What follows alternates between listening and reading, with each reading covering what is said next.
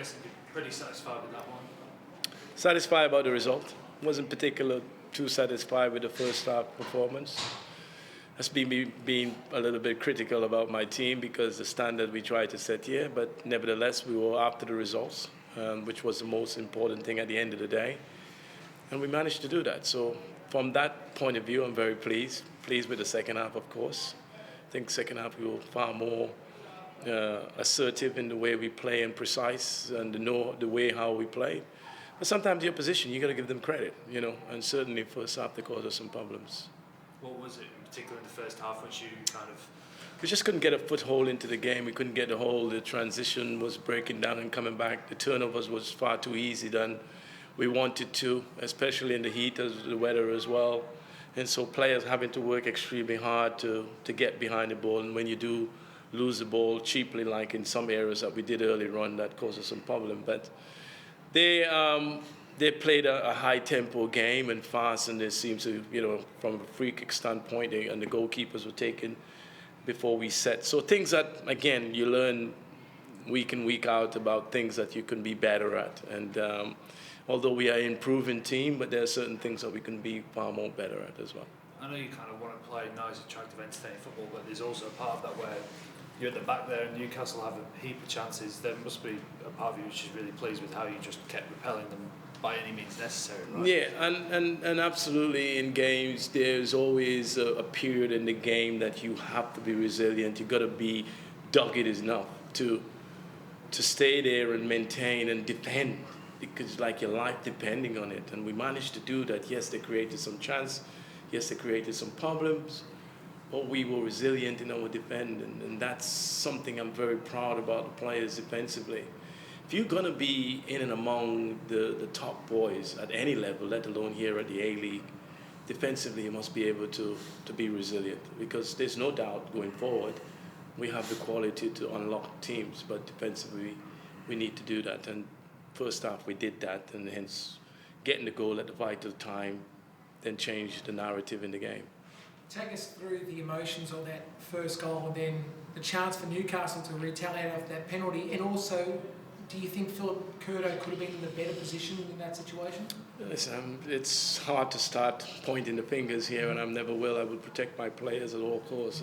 I'm sure when we look back at the videos and things like that, he will probably think he could have done better, but I'm not here to criticize my players. Of course, we could have done better. The reality of the situation, it was given a penalty. It was a clear pen. Penalty seems to be an issue here at the moment. So I'm lucky that this one went wide for us. I'm very pleased that, and I think, when you look back at that, conceding literally a minute after, you've seen that often, how that could possibly be when you score a goal, and then, within a minute or so, you kind of, conceded a goal. But lucky for us, we got lucky in that, and in sport, at any level, you need a little bit of luck, and we got that today, and we took full advantage of it in the end.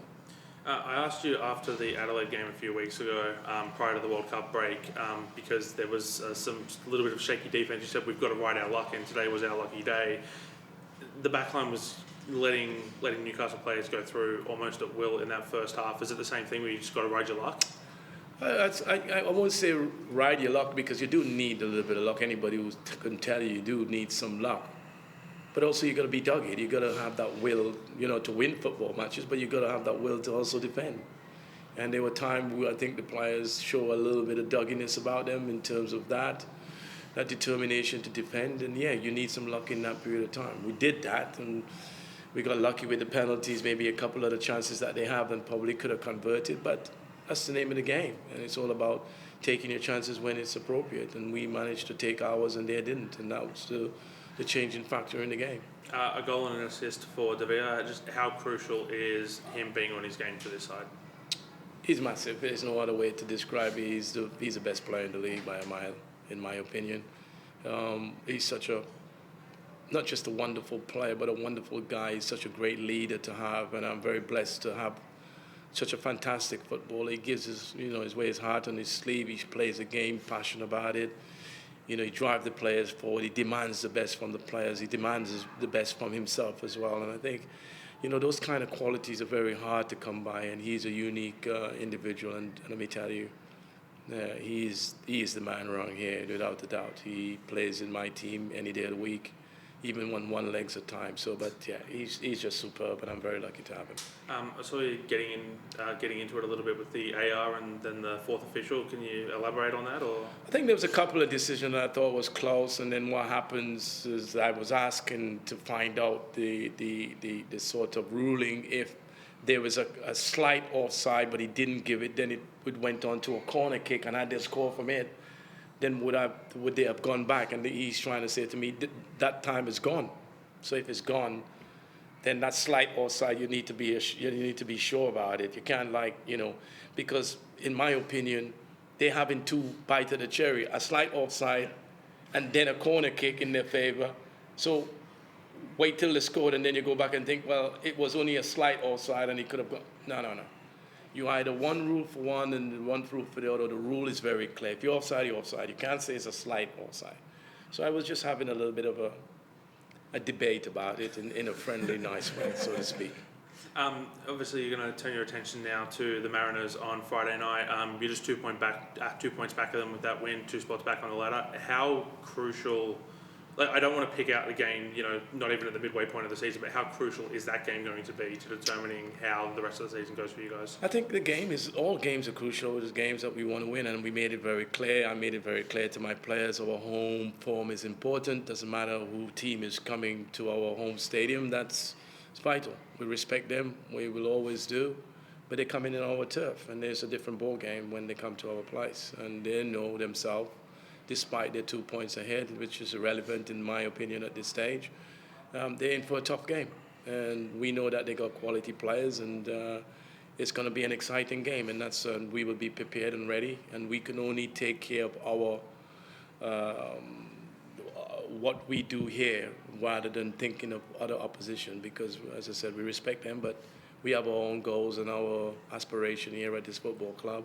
And if we, as I said, and I'll say it again, if we were to compete with the best teams in the league, our home games are very vital for us. And so the Mariners coming here on Friday, I think they know they're in for a very tough game against us. On Friday, when we spoke pre-match, I asked about the Newcastle game that was the behind closed doors. I'm assuming that the Mariners game you guys have before the World Cup break is going to be the same. You're not going to look too much into it and just look more at recent. I know the game is moved on. They got players. Everybody is bringing new players. So the whole the dynamics of the game is different. They're in a good run of form. They're playing well. We know that. But so are we. And so it's going to be a fascinating game, but we'll be prepared and ready for the battle there.